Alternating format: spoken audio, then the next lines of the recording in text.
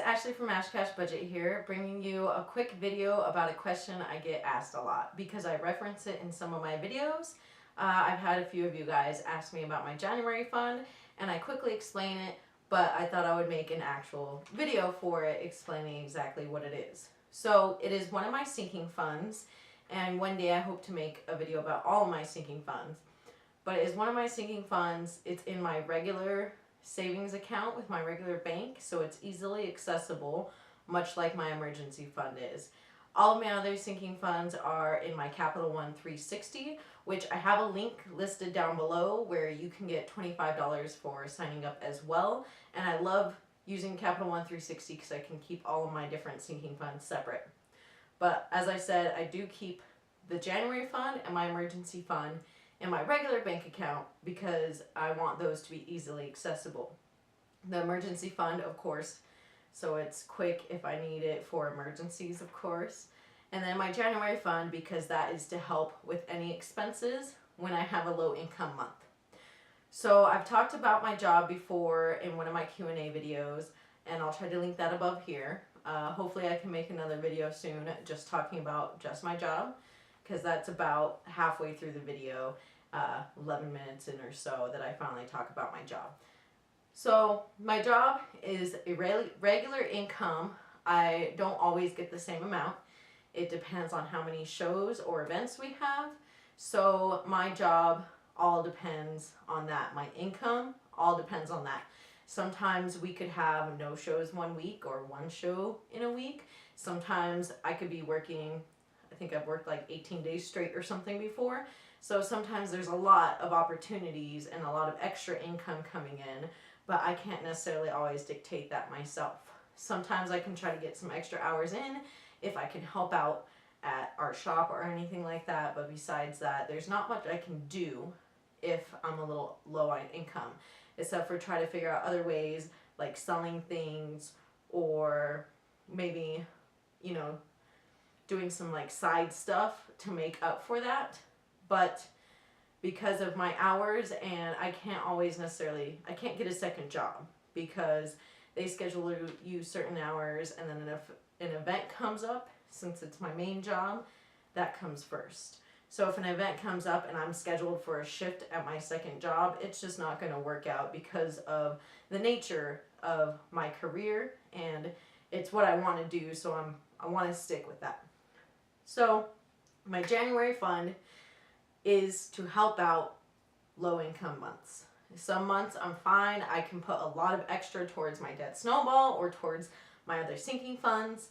And some months it's a little bit slow, maybe $500 a paycheck, maybe less, you know. And if I get 2 paychecks that are like $500, that's not going to cut it for the month because that'll be like $1,000 for the month. You know what I mean?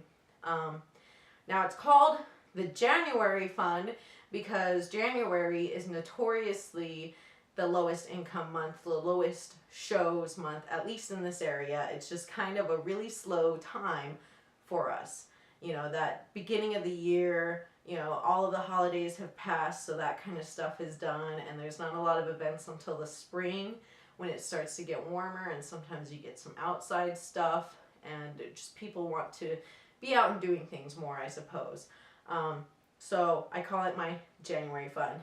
This year, I have been able to not use it in January, but I might be using it in February. I might use it, what if we, for some reason, in July, there's nothing, which that's doubtful because you got 4th of July.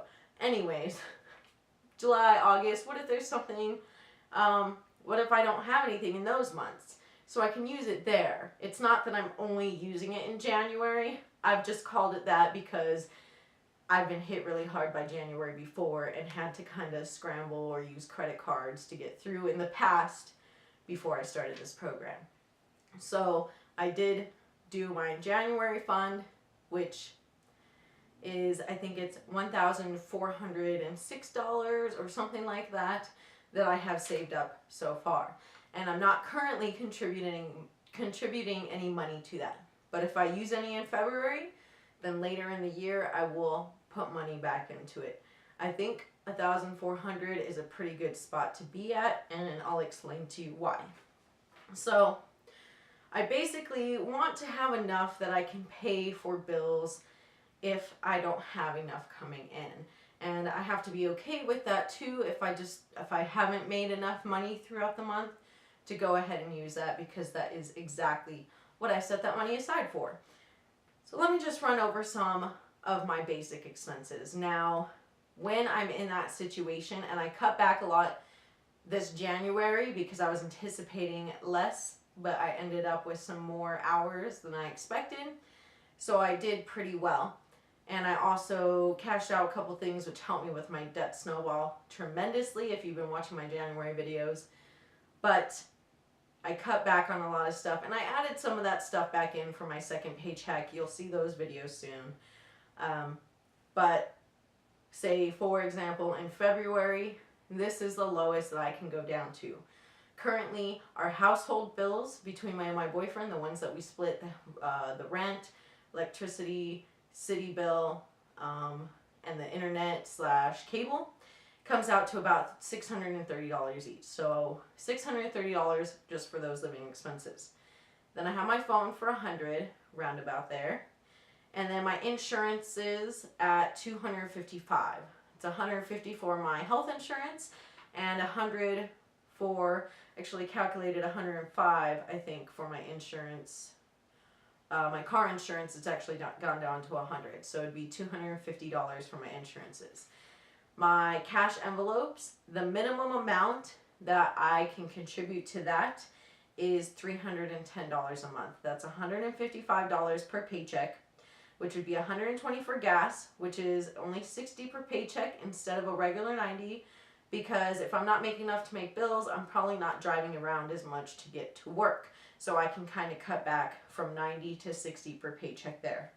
The cats is something I always fund, $20 per paycheck, $40 a month. Medical is something I always fund, $25 per paycheck, $50 for the month. The personal is cut in half from $200 a month to $100 a month, which is $100 per paycheck down to $50 per paycheck.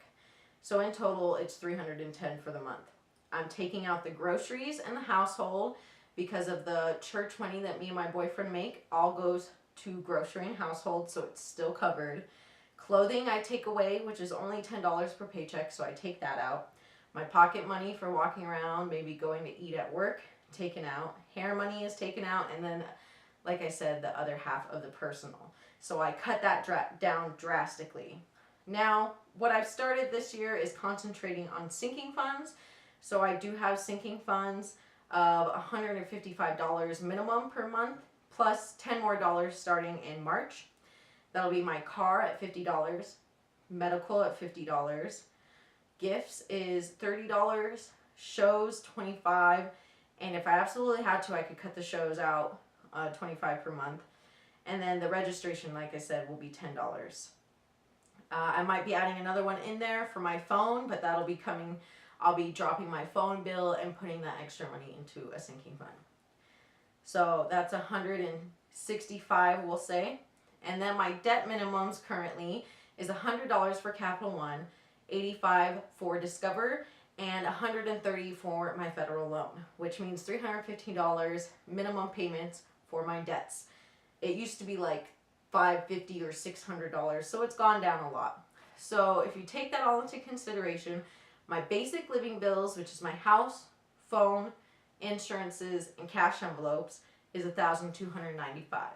You add that $315 minimum for my debts, we're at $1,610.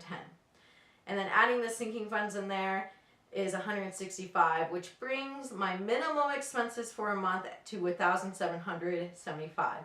Now, this isn't my comfortable living this situation. This is my, I don't have many hours, so I'm cutting a lot of things out of my budget. So I spend probably $2,000, maybe a little bit more in a comfortable living situation, and then everything else goes towards debt. If I have to cut everything else, my minimums is that $1,700. So at $1,400 for the January fund, I think it's a good spot because I'll at least have a few hours. I can at least make $500 to $1,000 in a month. So I won't drain that whole fund in a month. maybe a couple of months if it happens a couple of months in a row, but that situation hasn't yet kind of come across since I've started budgeting last year, and I started in March, so we're gonna see how it all goes. Luckily I didn't have to use it in January, but we'll see how February goes. So I hope that this helps you understand what my January sinking fund is and what I plan on using it for if I have to, and if not, it'll sit there, but it is security for my irregular income. So if you have any questions, any more questions about it, just let me know in the comments down below. And of course, I'll put my links up above to subscribe and another video that YouTube will suggest for you. And I'll talk to you guys next time. Bye.